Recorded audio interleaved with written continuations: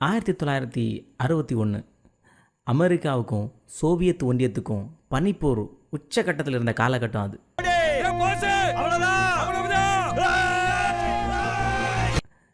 பனிப்போர் அப்படின்னா பனி பொழிகிற காலத்தில் ஏதோ சண்டை போட்டுக்கிட்டாங்களோ அப்படின்னு நினைக்கிறீங்க. அப்படி கிடையாது. பனிப்போர் அப்படிங்கிறது ஒரு மனநிலை. எந்த மாதிரியான மனநிலை அப்படின்னா, இப்போ நம்ம பக்கத்து வீட்டுக்காரனுக்கும் நமக்கு ஒரு மனநிலை இருக்கும் இல்லையா, அதுதான் பனிப்போர் மனநிலை. எப்படின்னா, நாம் கார் வாங்கிட்டா அவன் வைத்தறிச்சல் படுவான். அவன் வாங்கிட்டானா நாமளும் வாங்கி தான் ஆகணும் அப்படின்னு. அதே மாதிரி அவன் கார் வாங்கிட்டா நாம் வைத்தறிச்சல் படுவோம்.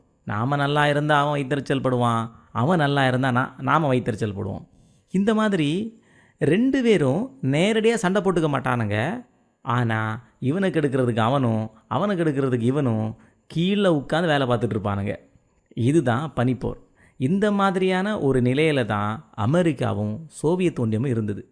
அந்த காலகட்டத்தில் இந்த 2 பேருமே அந்த நாடை என்னென்ன பண்ணி கெடுக்கலாம், இந்த நாடை என்னென்ன பண்ணி கெடுக்கலாம் அப்படின்னு நிறைய கீழ்மட்டம் வரைக்கும் இறங்கி வேலை செஞ்சுக்கிட்டு இருந்தாங்க. விண்வெளிக்கு முதல்ல யார் போடுறது அப்படிங்கிற போட்டி அமெரிக்காவுக்கும் சோவியத் ஒன்றியத்துக்கும் இருந்தபோது சோவியத் ஒன்றியம் தான் விண்வெளிக்கு முதல்ல போனாங்க. அதே மாதிரி நிலவில் யார் முதல்ல தரையிறங்குறது அப்படின்னு பார்க்கும்போது அமெரிக்கா முதல்ல தரையிறங்கினாங்க. ஸோ 2 பேருக்கு நடுவில் அந்த போட்டியில் ரொம்பவே உச்சபட்சமான நிறைய விஷயங்கள் நடந்தது. அப்படி நடந்த ஒரு விஷயந்தான் உளவு பார்க்கிறது. இது மணமகன் அறை, இது மணமகள் அறை, இது மணவரை. இது சாப்பிடுற இடம். இவங்க மாறி மாறி உளவு பார்ப்பாங்க. அந்த நாட்டில் என்ன இருக்குங்கிறத இவனும், இங்கே என்ன இருக்குங்கிறத அவனும் மாறி மாறி உளவு பார்ப்பாங்க. அப்படி சோவியத் ஒன்றியத்தை உளவு பார்க்குறதுக்கு அமெரிக்கா ஒரு திட்டம் தீட்டினாங்க. அது ஒரு உளவாளியை வச்சு நாம் உளவு பார்க்கலாம் அப்படின்னு. எங்கே? சோவியத் ஒன்றியத்துக்கு உள்ளாடி போய் கிடையாது, அமெரிக்காவுடைய வாஷிங்டனுக்கு பக்கத்தில் அமைந்திருந்த சோவியத் ஒன்றியத்துடைய தூதரகத்துக்கு உள்ளாடி நுழைஞ்சு உளவு பார்க்குறது தான் அமெரிக்காவுடைய திட்டம்.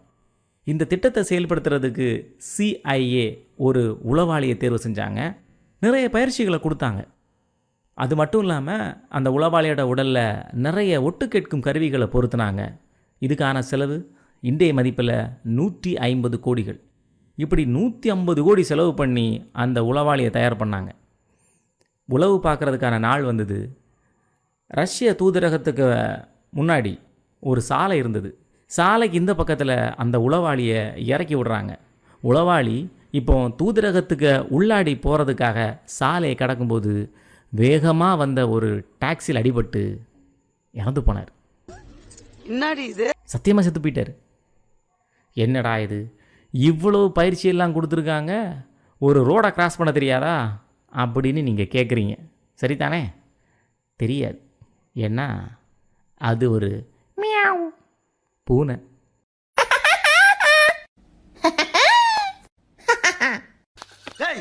கூலி மிச்சமாமனும் பேச்ச கேட்டுவீங்க வேலைக்கு சட்டம் பத்தியா என் புத்திய செருப்பாளையே.